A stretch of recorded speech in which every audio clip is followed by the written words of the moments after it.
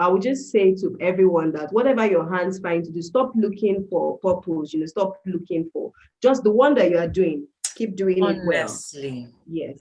As you keep doing it well, other things will open up. When those things open up, also do it well, like that. And Wow. you just end up, you just end up You seeing that know, you're doing something. People be like, oh, wow, wow. But it didn't really seem that way at the beginning. You were just ensuring that you were doing you're things well. doing your stuff well.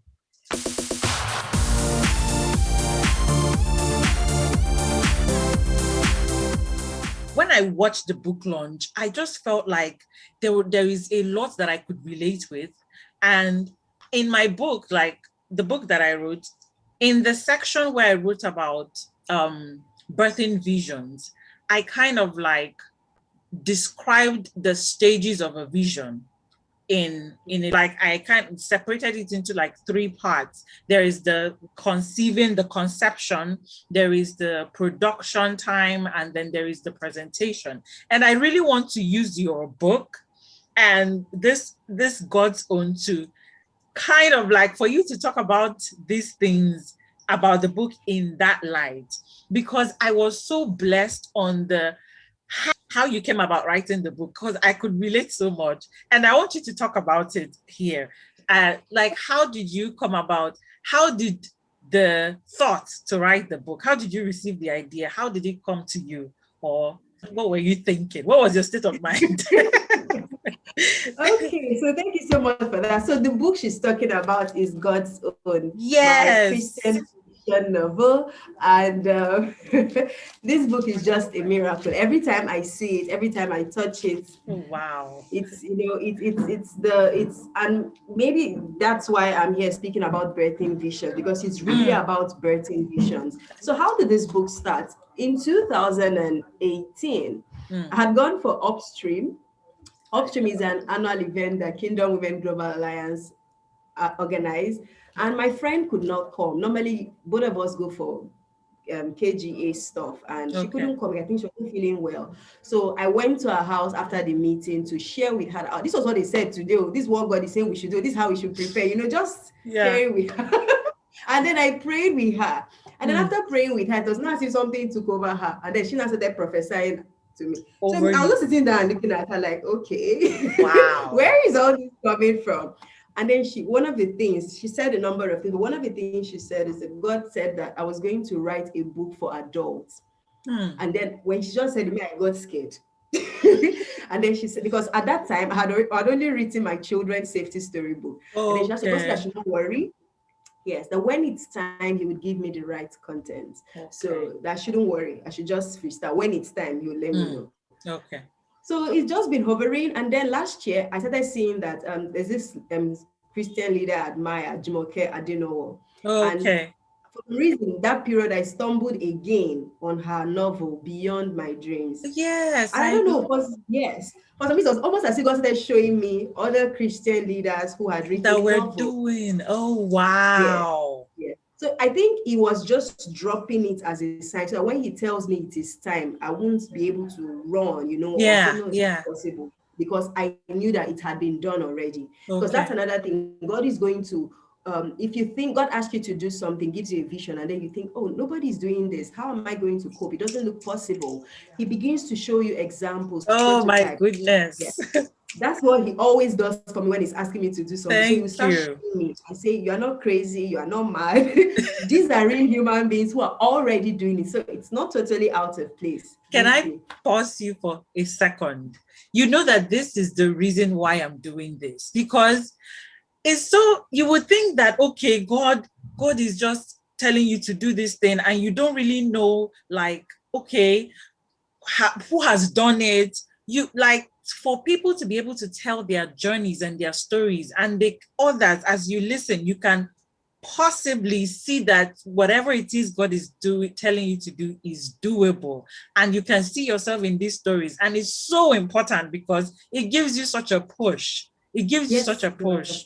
Please Yes, go it does. ahead. Thank you. Yes, it does. So then I had been I was going through a season, I was going through a phase in my life then. So I needed to clear my head. And all of a Okay. sudden, out of the Liz, my friend called. You say you come to Osun State. You don't want to come. I said, what am I even doing tomorrow? So I said, can I even start coming now? She said, anytime. Okay, don't worry. Just wait till tomorrow. Because I now checked my life, because thanks to lockdown and after the reopening, everybody could see that there are many things you can actually do without being physically present somewhere. So I checked around and I saw that all the stuff I was doing, I needed internet. So she said, don't worry, we have Wi-Fi on the farm, because she runs a factory and a farm in Osun State. So the next day I went there and we got talking about something, and then she just said, are you sure God is not going to ask you to write a book about this kind of things? We're talking about relationships, women, the things women go through. She said, are you sure God won't ask you? I said, please, then God should never ask me. He should never ask me to do that. Oh goodness. Yeah. But I think after she left to work that day, well, I was just sitting there. I didn't even know what I was doing. And God just told me that, okay, yeah, so it's time. You're actually going to write that book. You see? And it was so clear. Wow. It was so clear, and I knew that, okay, yes, it's time. And he also told me how I was going to write it. And even, how I was going to write it, and even told me how on the cover we're going to have pictures of illustration, so that's how I knew that my book cover was going to have wow. Is that detailed in the description? Very very detailed. Yes. And I love purple. Purple is royalty, so I just knew that however the book is going to be purple. In addition to all that. So so it's one thing now you have conceived the idea, right? The idea has been implanted in your heart, Yes. The next step is now production, like you said. So how do you start to do it? How do you start, right? So now I knew what I was supposed to do, but I was still shying away from doing it. So even though I conceived the stuff in Osun State, eventually I came back to Lagos and I wasn't ready to write. I just kept on saying, oh yes, I would write it. But I was just being silly. I was just stalling. And one day I was going through my prophetic journal. I have a prophetic journal where I write the things God has said to me with dates. And yes. So I was just going through, because sometimes I might just feel I may just have a feeling in my heart, and then I want to remind myself, so what has God said? Are we on track? What are we doing? So I go back. And it was going back one of those days. I now saw the exact date in 2018 when God had told me that. Told you about this. I would give you content.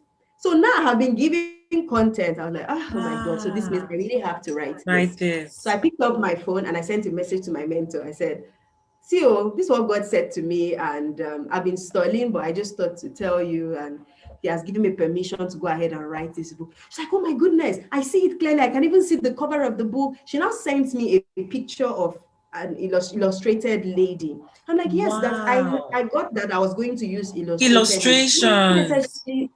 Yes. She's not necessarily like this boy, so I said, yes. Do you know, eventually when I found the illustrator, it was the same illustrator who did that illustration that my mentor sent to me. Are you serious? So that's when I just that's the lady we are going to work with. You can see. So people are saying, what are you waiting for? Go ahead. It's going to become a short film. So I was like, I said, this is why I actually didn't want to tell you, because I know that once I tell you, you're going to actually now have to do it. Yes. I started working. So I always advise people during my strategy sessions that if you're going to do anything, any big thing, don't leave it as a big goal. Break it down into parts. So every week I had a different task. So maybe I had to create a document. What's the name of the book? What's the subtitle? Who are the characters? And what is the major story about each character? So, for example, I said Bisola, friend with benefit,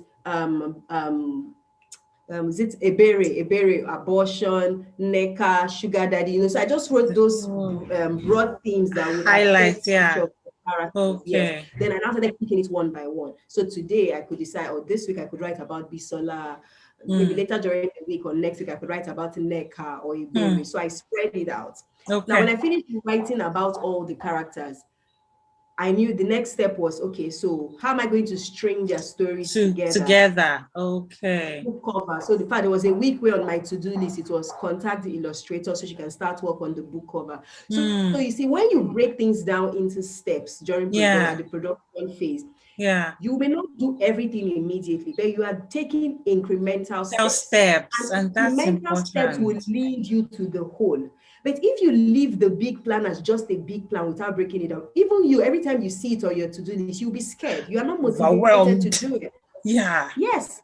But if I look at my to-do list and all I can see is write chapter 1 or write outline, it's more manageable than writing 10 chapters. If I look at my to-do list, there was a week on my to-do list, and my to-do list was call Theo in Rwanda and interview him about Rwanda, because the book is set in Rwanda. And when that week came, I just called him, video call. Please, how is the transportation system in Rwanda? He told me. Where is the airport?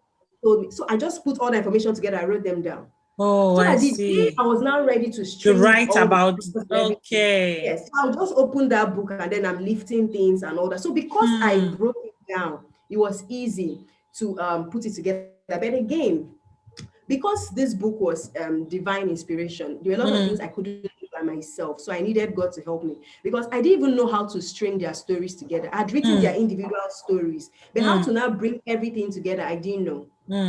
I didn't know. So I had started, I would sit with my laptop, type a bit. Every time I would sit with my laptop and say, okay, God, I'm here, I would, write. But then because I didn't know the next step, I got discouraged from showing up. But one day I was reading a book from the Immerse Inner Circle from John Maxwell, I think about, is it Becoming a Better Leader or something? I don't remember the exact, from John Maxwell. And he said, many times we're not motivated to do what we are supposed to do, but we keep showing up. As we show up, instead of doing, we would get motivated. You would do it. So I started showing up at my laptop. I'll just come and sit down here because this is my workstation at home. Okay. I'll just come and sit down and I said, okay, so God, I'm here. What are we going to say? And ideas would drop. So for example, I got spiritual prototype, and then I just started typing, phrase a whole conversation that had to do with why spiritual prototypes are important and how they help us to achieve our goals, linking the character. So I noticed that every time I would show up, I was able to write. And by the time the book ended, I saw something different. I had thought that the book was going to center around the birthday plan. Noticed it. But the birthday chapter was maybe just like maybe 1 or 2 pages at the end. But this was what happened to me. I could see that the major things he wanted to say had been said. And well, it had been said, book had to finish. There was nothing else to add. So you see, that's the production. So we finished writing the book, and I'm like, okay, so God, we're done writing the book. What is the next step? What's the plan to get this out there? So sorry to cut you. That means that at every stage you still came back to okay. So this time, what was the next step? Like you did not. Yes, because I didn't have the blueprint. Oh, yes. It wasn't my idea. It wasn't my plan, right? So I had to go back to the owner of the plan to say, okay, so we have done this one. What next are we supposed to do? And it was in always asking that I would know the next step. So this is today's 1st March 2021. If somebody had told me in December that, you were going to give 500 copies of the book to undergraduates, I'll be like, how? Wow. Because I didn't. But that information came in January. I was at a church program. So, okay, apply for this fund for the book. I had planned to use something else to apply. So, no, we're applying for. But when I checked the amount for the fund, it wasn't enough. It was too small, as a matter of fact. Wow. I said, okay, but if you say so, no problem. And then he says, we're going to give 500 copies of this book for free to undergraduates. I'm like, how do you do that? I want a hardcover novel, and printing hardcover is expensive. And then you want 500 to go out for free. How does that happen? But I ask God questions, right? But I also follow through on the one he has said. So you don't just ask questions and then you're like, no, impossible. It cannot be done. No. If God asked you to do something, it means that there is the potential in you for that thing to be done. And also there is an energy within that time frame for you to do it. Get it if you done. Don't do it within that time frame, it's going to be more difficult when you're trying to do it later at your own time. And that's why many people don't eventually do anything. Because when they struggle, they will just beg. They don't do anything again. Yes. So there's an wow. energy in the moment. Yes. So Wow. it's said, okay, so apply. I started the process of applying. And then one day he said, there was a strategy you used to raise money for your books in 2017, your first book. Yes. There's one of your colleagues who has just written a book. Call her and tell her to use that method to raise money so that her books can get sold. Picked up my phone, did a voice note, explained to her. And after doing that, I said, that thing you told her to do, you too do You it. can do it. I love it. It's not easy to advise people. Then when it's time for you to take that advice, then so you know that. Yes. This advice. Because again, I was being self-conscious about the instruction, reaching out to people and all that. But I had to tell myself that put your feelings aside or your perceptions of yourself aside and do what God has asked you to do. Because if God has asked you to do something, there is way. So right there in church, when he said it, I drafted out my message on the message I was going to send out to people. I even sent that draft together. See an example of what I'm sending now so that you can have an idea of how you would prepare a message to send out. Okay. And I started sending out to people randomly. Right there in church, somebody paid for 6. 6 copies. Okay. Wow. Yes. I said, oh, okay, maybe there is something here. And I started doing it diligently, spread over time. Of course, there will be those who will not respond. And it's fine because we have to understand that many times when God asks you to do something, it doesn't mean everybody will support you immediately. Yes. And it's not because they don't want to support you. There are different categories of people. There are those who genuinely want to support you, but they do not have the financial capability to do it. Do that. Oh, there are those who do not want to support you. Then there are those who would wish you well, but they can't support. And then there are those who would actually support because they have the finance at that time, or maybe God has also dropped something in their heart that there is something that I want to keep into it. Yes. So it was because of, doing all that, people started buying 1 book here, 2 books here, 10 books here, 15, 20. And this is before, and this is before like the book came out officially. Yes. Wow. Yes. Yes. That's a miracle. By the day of the book launch, we had covered all our costs. We had paid for everything. For the 500 copies. For the 500 copies. In fact, we actually even did 100. So everything was sorted.